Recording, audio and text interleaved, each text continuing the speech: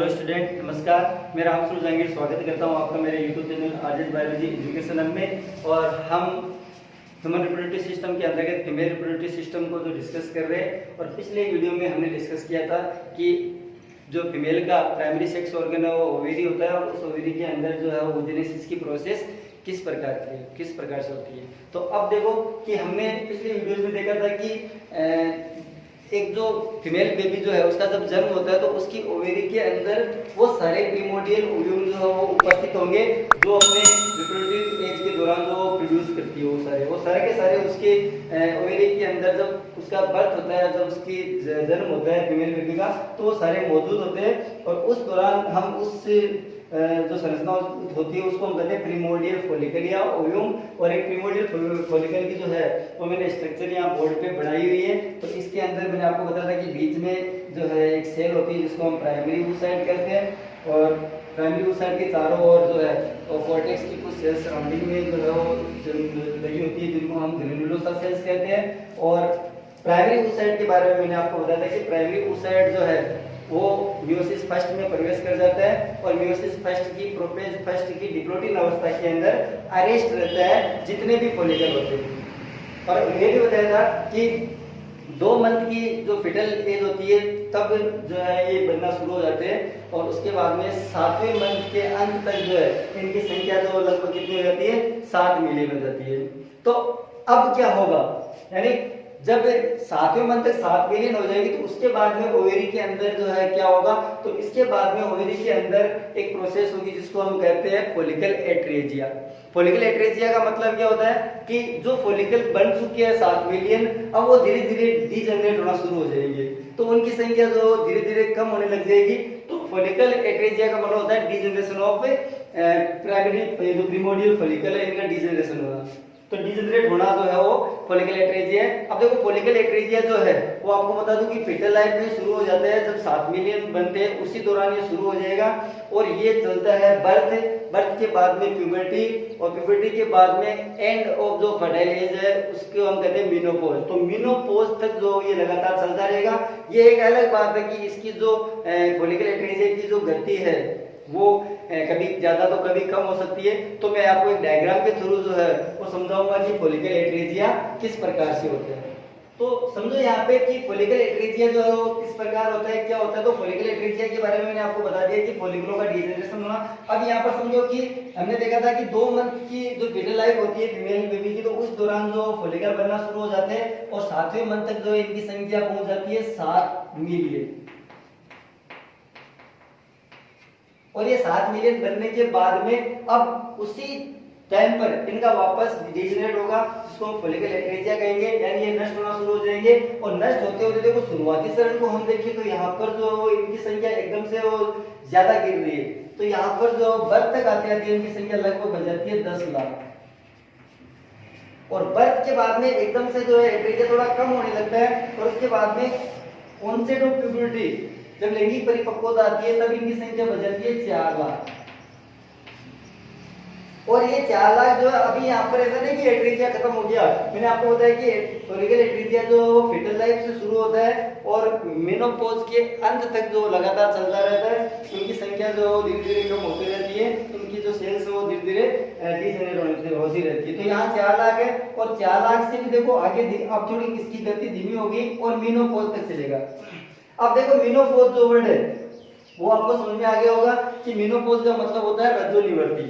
Female के अंदर जो है ये मतलब जो में एक साइकिल पाया जाता है जिसको मेंस्ट्रुअल साइकिल कहते हैं। और जो अंतिम मेंस्ट्रुअल साइकिल होता है उस मेंस्ट्रुअल साइकिल को जो है अंतिम मेंस्ट्रुअल साइकिल की जो अवस्था होती है उसको हम मेनोपॉज कहेंगे। तो मेनोपॉज तक ये चलता रहेगा, और मेनोपॉज के बाद में मेंस्ट्रुअल साइकिल बंद हो जाएगा और ये सारे के सारे फॉलिकल्स जो खत्म हो जाएंगे। तो इस अवस्था को मेनोपॉज कहेंगे। और ऑनसेट ऑफ प्यूबर्टी की मैं बात करूं तो यहाँ पर ऑनसेट ऑफ प्यूबर्टी जो है वो फर्स्ट जो मेंस्ट्रुअल साइकिल शुरू होता है, हम फर्स्ट मेंस्ट्रुअल फ्लो को हम बात करें कि सबसे पहला मेंस्ट्रुअल फ्लो जब होता है उसको हम कहते हैं मीनार्के।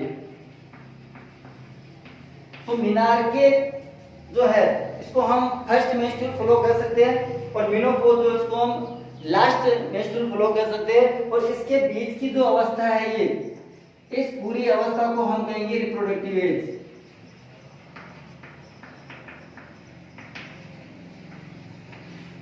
यानी ये फीमेल की वो एज है जिसके दौरान वो फर्टाइल होती है, जिसके दौरान वो प्रजनन कर सकती है। तो ये पूरी अवस्था जो रिप्रोडक्टिव एज कहलाएगी। तो मेनार्के से मेनोपॉज तक की जो अवस्था है उसको हम रिप्रोडक्टिव एज कहेंगे। अब एक थ्योरी ये है कि प्यूबर्टी तक जितने फॉलिकल बच गए, समझना आप कि एक ये थ्योरी जो है वो ये है कि प्यूबर्टी तक जितने फॉलिकल बच गए शेष वो निर्धारित करते हैं मेनोपॉज यानी रिप्रोडक्टिव एज को, कि मेनोपॉज कितने टाइम बाद होना है। तो समझना यहाँ पे मैं क्या कह रहा हूँ कि फीटल लाइफ से जब फॉलिकल एटेरिया शुरू होता है प्यूबर्टी तक जो है ये 4 लाख बताए हैं, ये 4 लाख जो है फिक्स नहीं है। यहाँ पर कितने बचते हैं मैं तो एक आइडियल बता रहा हूँ कि 4 लाख तक जो शेष रहते हैं ये नॉर्मल नहीं है। तो नॉर्मली जो है थोड़ी संख्या ज्यादा भी हो सकती है, थोड़ी संख्या कम भी हो सकती है। तो यहाँ पर समझना ये है कि ऑनसेट ऑफ प्यूबर्टी जितने प्रीमोर्डियल फॉलिकल जो है वो ओवेरी में शेष बचते हैं वो रिप्रोडक्टिव एज को निर्धारित करते हैं कि मेनोपॉज कब आएगा। हमारी बात में अगर ये ज्यादा बच गए तो हम मेनोपॉज को जो है वो नॉर्मली फीमेल के अंदर 50 साल की उम्र मानते हैं और मेनार्के को हम 12 साल की उम्र मानते हैं। तो 12 साल से 50 साल के बीच की जो एज है, जो आइडियल जिसको हम रिप्रोडक्टिव एज कह रहे हैं, ये तो आइडियल है। लेकिन यहाँ पर प्यूबर्टी के टाइम में जितने फॉलिकल बच्चे हैं वो मतलब जो है निर्धारित करेंगे कि एज कितनी होने वाली है। अगर ये ज्यादा बच गए तो ये 50 से 55 तक भी जा सकती है, 55 साल तक की जो फर्टाइल रह सकती है फीमेल। अगर ये कम है, अगर ये कम बच जाते हैं तो ये एज घटकर जो है वो 45 या इससे कम जो है 40, 42, 45 इतनी भी रह सकती है। तो ये चीज जो मैं बताने की कोशिश कर रहा हूँ तो मुझे लगता है कि आपको समझ में आ गई कि ऑनसेट ऑफ प्यूबर्टी जितने प्रीमोर्डियल फॉलिकल ओवेरी के अंदर शेष बचते हैं फीमेल में वो उसकी मेनोपॉज को निर्धारित करते हैं, वो उसकी रिप्रोडक्टिव एज को निर्धारित करते हैं कि कब मेनोपॉज होगा। अब यहाँ पे एक बात और समझिए कि हमने कहा कि ये जो है वो ओवेरी के अंदर जो बना हुआ प्रीमोर्डियल फॉलिकल है और इस फॉलिकल के अंदर एक प्राइमरी oocyte है। ये जो प्राइमरी oocyte है वो मियोसिस फर्स्ट की प्रोपेज फर्स्ट की डिप्लोइडिन अवस्था में अरेस्ट है। तो यहाँ एक बात ध्यान रखना, मैंने बताया आपको कि ये जो है इसमें कोई चेंज नहीं आएगा, कोई चेंज नहीं आएगा बर्थ तक, और बर्थ के बाद में भी कोई चेंज नहीं आएगा प्यूबर्टी। अब यहां पे जो समझाने की कोशिश कर रहा हूं वो समझना कि ऑनसेट ऑफ प्यूबर्टी हम जानते हैं कि हाइपोथैलेमस जो है गोनाडोट्रोपिन रिलीजिंग हार्मोन सीक्रेट करेगा और गोनाडोट्रोपिन जो है वो एंटेरियर पिट्यूटरी पर एक्ट करके और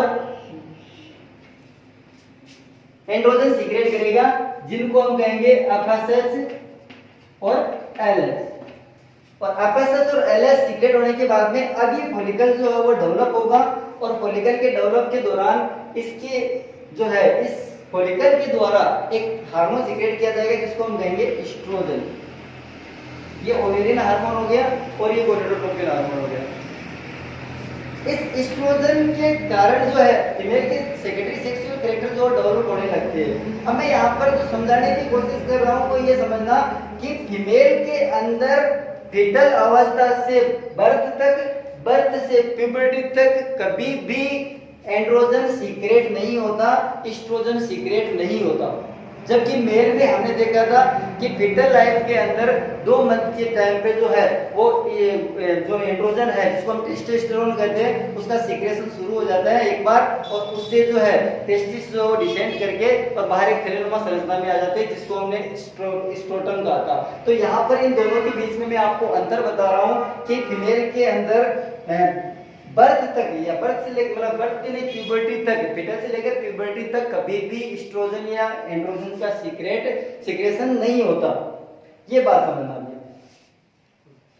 अब नेक्स्ट क्वेश्चन यहाँ पर ये समझना कि ऑनसेट ऑफ प्यूबर्टी जो है वो फीमेल के अंदर मेल से 1 से 3 साल थोड़ी अर्ली होती है, थोड़ी पहले होती है। हम फीमेल के अंदर जो है आइडियल जो ऑनसेट ऑफ प्यूबर्टी 12 ईयर मानते हैं, जबकि मेल के अंदर वो 15 से 16 साल की उम्र मानी जाती है। तो थोड़ी 1 से 3 साल पहले आती है। और एक चीज ध्यान रखना कि ऑनसेट ऑफ प्यूबर्टी जो फीमेल में है वो एक स्टीरियोटाइपिक सीक्वेंस ऑफ इवेंट की तरह होती है, जिसके 3 इवेंट होंगे।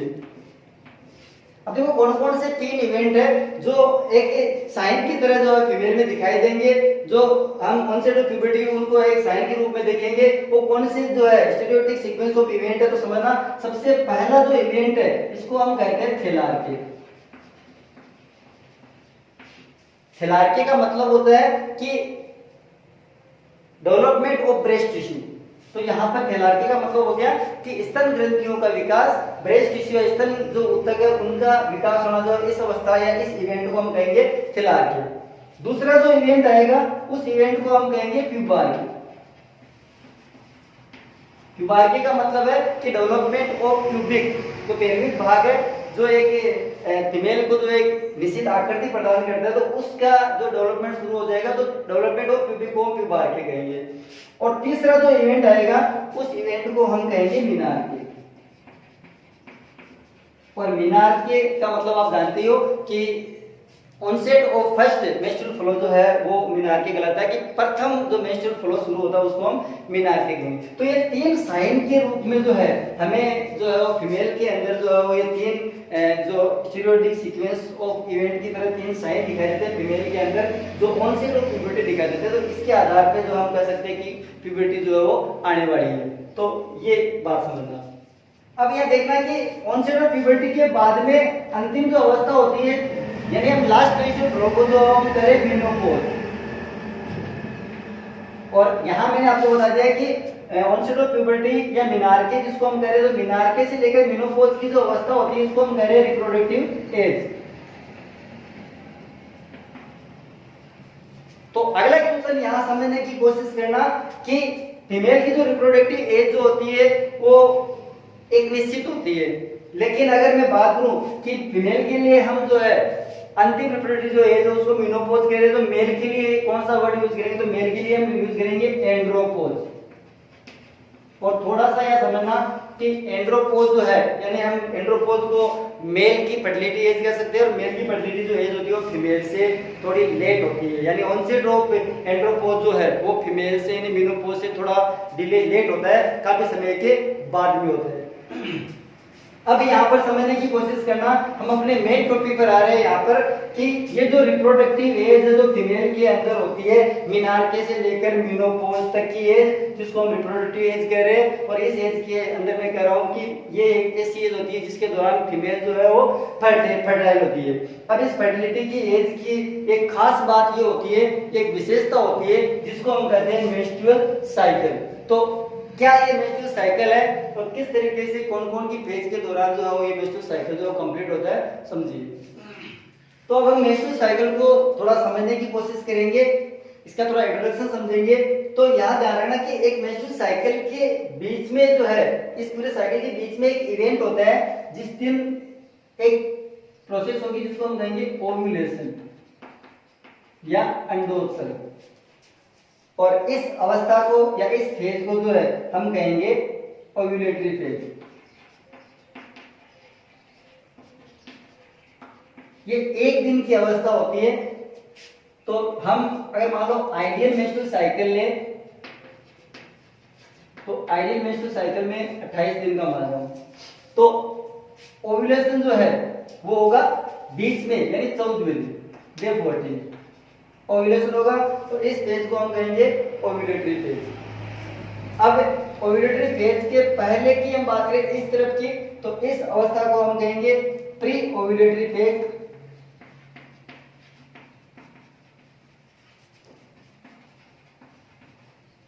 और इसके बाद की जो अगली अवस्था है इसको हम कहेंगे 28 दिन की जो है, इसको हम 14 दिन की, इसको हम कहेंगे पोस्ट ओव्यूलेटरी फेज। अब समझो कि थोड़ा सा ये ध्यान देना कि मेंस्ट्रुअल साइकिल को हम इंट्रोड्यूस करें उससे पहले थोड़ा सा ये जानने की कोशिश करो कि मेंस्ट्रुअल साइकिल का पर्पस क्या है। तो समझना इस बात को कि मेंस्ट्रुअल साइकिल का मतलब जो है वो दो पर्पस होते हैं।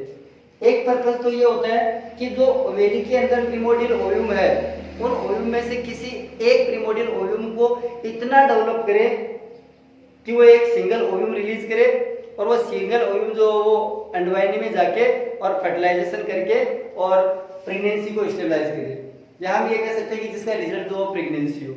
तो पहला मकसद समझ में आ गया आपको कि प्रीमोर्डियल जो फॉलिकल है उनमें से किसी एक फॉलिकल को इतना डेवलप किया जाए कि उससे जो है एक सिंगल ओव्यूम रिलीज हो और उसका रिजल्ट जो प्रेगनेंसी हो, या हम ये कह सकते हैं कि जो प्रेगनेंसी को स्टेबलाइज कर सके। दूसरा जो पोस्ट ओव्यूलेटरी फेज जो है, इसका जो पर्पस जो होता है वो ये होता है कि अगर प्रेगनेंसी कंफर्म हो गई तो यूट्रस को जो है वो इम्प्लांटेशन के लिए तैयार करना, एक सूटेबल एनवायरनमेंट तैयार करना ताकि जो है इम्प्लांटेशन हो सके और बेबी जो है मतलब फीटल जो एम्ब्रियो डेवलपमेंट की प्रोसेस जो यूट्रस के अंदर चल सके। तो हम यहाँ कह सकते हैं कि अगले जो मकसद है वो ये होगा कि यूट्रस को कंप्लीटली एनवायरनमेंट की तरह से, या हम ये कह सकते हैं कि न्यूट्रिशन की तरीके से, हर तरीके से जो है वो यूट्रस को तैयार करना ताकि इम्प्लांटेशन हो सके। तो ये दो पर्पज है इसके। अब ध्यान देना कि इस तरफ जो है वो पहला पर्पस होगा, यानी इस तरफ क्या होगा कि यहाँ पर प्रीमोर्डियल जो फॉलिकल है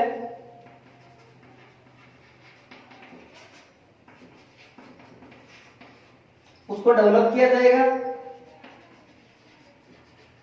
और डेवलप करके और ओव्यूम रिलीज किया जाएगा, और इस अवस्था को हम कहते हैं ओव्यूलेटरी फेज, जिस दिन ओव्यूलेशन हो रहा है।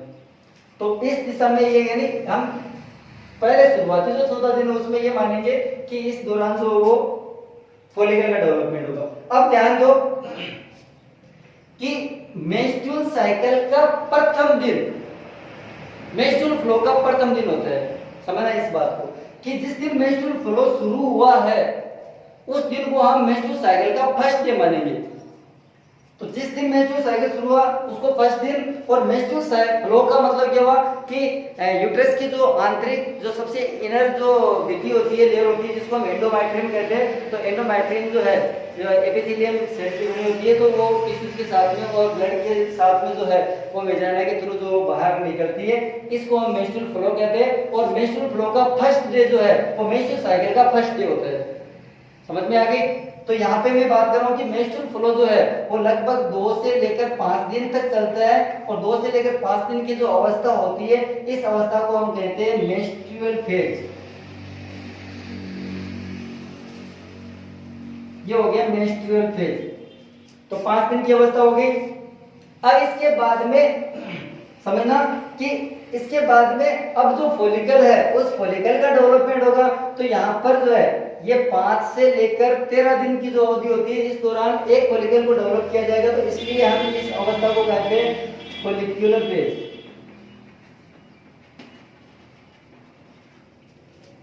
और इस दौरान जो है एक फॉलिकल डेवलप होगा और उस फॉलिकल से एक सिंगल ओव्यूम रिलीज होगा, और वो ओव्यूम के रिलीज होने का जो दिन है वो होगा डे 14, जिसको हम ओव्यूलेशन कहेंगे। और इस छोटी सी एक दिन की अवस्था को हम कहेंगे ओव्यूलेटरी फेज। और अब ध्यान रखना कि ओव्यूलेटरी फेज के बाद में जो एक सिंगल ओव्यूम रिलीज हुआ है, अगर वो फर्टाइल हो गया, अगर वो फर्टिलाइज हो गया मतलब निषेचित हो गया, और निषेचित होने के बाद में ध्यान रखना कि अब जो अगली अवस्था है इस दौरान जो है वो यूट्रस को इन प्लांटेशन के लिए तैयार करना। और इसके तैयार करने के लिए ध्यान रखना कि इस तरफ की जो अवस्था होती है इसको हम सिक्रेटरी फेज कहते हैं, और या इसका एक और नाम है ल्यूटियल फेज। अब समझना कि क्यों कहते हैं ल्यूटियल फेज या सिक्रेटरी फेज। तो फॉलिक्यूलरी फेज के दौरान फॉलिकल डेवलप होगा, फॉलिकल से ओव्यूम रिलीज हो जाएगा, शेष बचा हुआ जो फॉलिकल है वो आगे चल के और एक अस्थायी अंतःस्रावी ग्रंथि के रूप में काम करेगा, जो एक एंडोक्राइन जो ग्लैंड है उसकी तरह जो कार्य करेगा, और उसकी तरह कार्य करके प्रोजेस्टेरोन सीक्रेट करेगा। प्रोजेस्टेरोन जो यूट्रस को जो थोड़ा तैयार करता है इम्प्लांटेशन के लिए, तो वो प्रोजेस्टेरोन सीक्रेट कौन कर रहा है? Corpus luteum. तो यहाँ जो फॉलिकल है वो आगे चल के और एक अंतःस्रावी ग्रंथि, अस्थायी अंतःस्रावी ग्रंथि के रूप में काम करेगा, जिसको हम कार्पस ल्यूटियम कहेंगे। और वो कार्पस ल्यूटियम प्रोजेस्टेरोन सीक्रेट करती है, प्रोजेस्टेरोन यूट्रस को तैयार करता है, सीक्रेट करने के कारण इसको सीक्रेटरी फेज कहते हैं और उसका नाम कार्पस ल्यूटियम है, इसलिए इसको ल्यूटियन फेज भी कहते हैं। तो ये ल्यूटियन फेज और सीक्रेटरी फेज होगी, ये अगले 14 दिन की अवस्था होगी। ये तो कंडीशन है कि हर बार यूट्रस को तैयार किया जाएगा। अगर फर्टिलाइजेशन हो गया, प्रेगनेंसी कंफर्म है, तो फिर जो है वो स्टेबलाइज हो जाएगी। अगर मान लो प्रेगनेंसी नहीं हुई है तो 28वें दिन जो है नेक्स्ट मेंस्ट्रुअल फ्लो शुरू हो जाएगा और नेक्स्ट मेंस्ट्रुअल फ्लो शुरू हुआ है तो उसको हम अगले मासिक धर्म का फर्स्ट डे करेंगे, तो उस दिन से नेक्स्ट मेंस्ट्रुअल फ्लो शुरू हो जाएगा और ये साइकिल जो पूरा चलता रहेगा। अब यहाँ पर एक क्वेश्चन और एक बहुत इंपॉर्टेंट बात को समझना कि मेंस्ट्रुअल साइकिल के दौरान जो है वो गोनेडोट्रोपिन और गोनेड स्टेरॉइड जो होते हैं इन दोनों के बीच में इंटरप्ले होता है। अब समझो कि गोनेडोट्रोपिन क्या है, तो हम जानते हैं कि इस तरफ जो है वो हार्मोन जो काम करेंगे उनको हम कहेंगे गोनेडोट्रोपिन जीएन। और आपको पता है कि गोनेडोट्रोपिन दो होते हैं, एफएसएच और एलएच।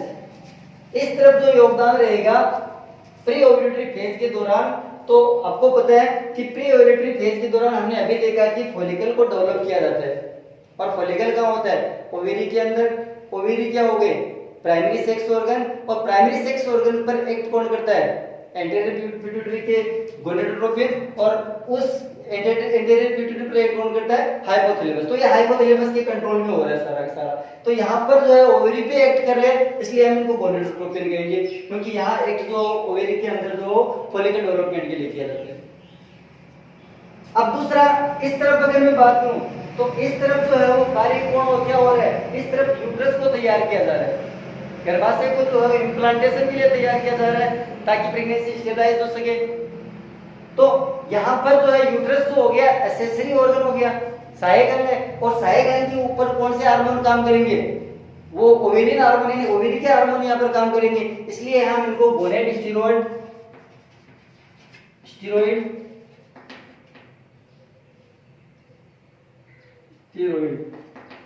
या हम इनको ओवेरियन स्टेरॉइड भी कहेंगे। और आपको बता दूं कि ओवेरियन स्टेरॉइड जो है वो दो होंगे, एक तो होगा एस्ट्रोजन और दूसरा होगा प्रोजेस्टेरोन। बहुत इंपॉर्टेंट बात है। तो यहाँ पर जो है वो गोनेडोट्रोपिन और गोनेड स्टेरॉइड या ओवेरियन स्टेरॉइड के बीच में एक इंटरप्ले होता है। समझना इस बात को कि किस प्रकार से इंटरप्ले होगा। तो यहाँ आपको मैं मेल और फीमेल जो रिप्रोडक्टिव फिजियोलॉजी उसमें थोड़ा सा अंतर भी बताऊंगा, तो अंतर समझने की कोशिश करो कि हमने मेल के अंदर देखा था कि हाइपोथैलेमस जो है ऑनसेट ऑफ प्यूबर्टी जो जीएनआरएस सीक्रेट करेगा, जीएनआरएस से जो है वो गोनेडोट्रोपिन क्यू सीक्रेट करेगी, और गोनेडोट्रोपिन जो है वो गोनेड के ऊपर यानी टेस्टिस के ऊपर एक्ट करेंगे और उस दौरान टेस्टोस्टेरोन सीक्रेट होगा। और टेस्टोस्टेरोन जो है वो अगर ज्यादा सीक्रेट हो रहा है तो वही इनहिबिट के रूप में काम करेगा और हाइपोथैलेमस जो जीएनआरएस को कम कर देगा। तो कहने का मतलब क्या हुआ कि वहां पर जो टेस्टोस्टेरोन है, तो वो जो एंड्रोजन टेस्टोस्टेरोन है वो टेस्टोस्टेरोन एक कांस्टेंट लेवल पर सीक्रेट होता है।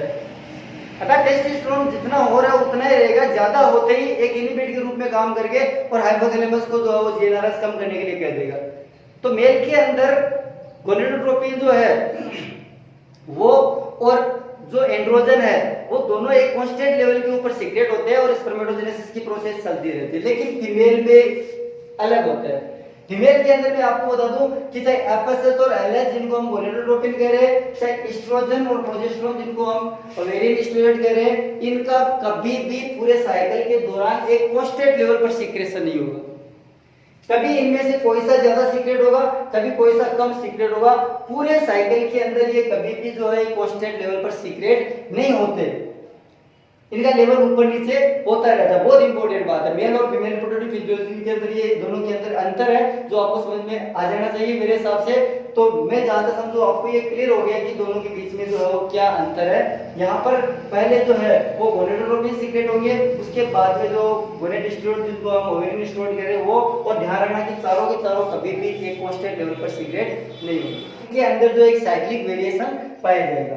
अब यहाँ पर एक चीज और समझना कि हमेशा ओव्यूलेशन, देखो ये भी बहुत इंपॉर्टेंट बात है, फीमेल रिप्रोडक्टिव फिजियोलॉजी में ये भी बहुत इंपॉर्टेंट बात है जो आपके कई कंफ्यूजन दूर करेगी। तो समझना इस बात को कि हमेशा जो नेक्स्ट मेंस्ट्रुअल फ्लो जो हो रहा है, यानी यहाँ ये समझना कि ओव्यूलेशन जो है वो नेक्स्ट मेंस्ट्रुअल फ्लो के 14 दिन पहले होता है, बहुत इंपॉर्टेंट है। यहाँ से ये ओव्यूलेशन से नेक्स्ट मेंस्ट्रुअल फ्लो जब हो रहा है, अगला मेंस्ट्रुअल फ्लो, उससे 14 डे